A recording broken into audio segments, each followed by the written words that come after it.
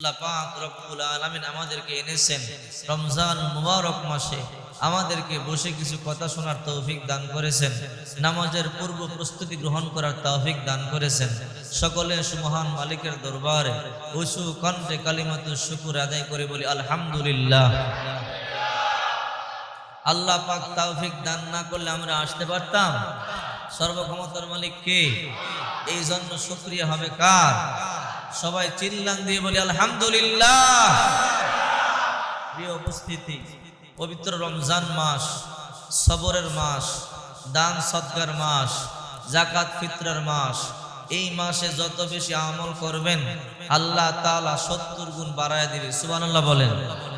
হাদিস শরীফের মধ্যে এসেছে, রাসূল করিম সাল্লাল্লাহু আলাইহি ওয়াসাল্লাম বলেন, কোন ব্যক্তি যদি রমজান মাসে একটা নফল ইবাদত করে, রমজানের বাহিরে একটা ফরজ আদায় করার সওয়াব আল্লাহ তাআলা আমলনামায় দিয়ে দিবে।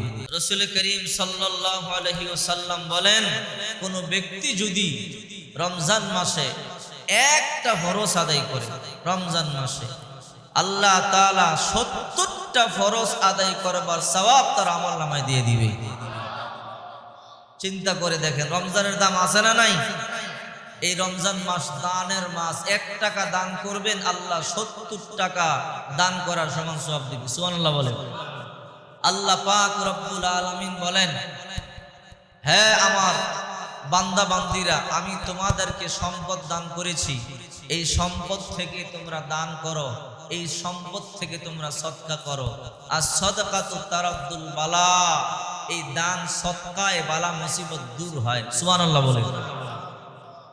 গত সপ্তাহে এই বিষয়ে কিছু আলোচনা করেছিলাম যে এক ইহুদি মহিলা যাকাত প্রদান করেছে, যার কারণে আল্লাহ পাক রব্বুল আলামিন তার বিশাল 70টা উটের বহরকে হেফাজত করছে। সুবহানাল্লাহ বলেন। তবে সম্পদ পাওয়ার পরও যারা দান করে না, এরকম মানুষ আছে না নাই?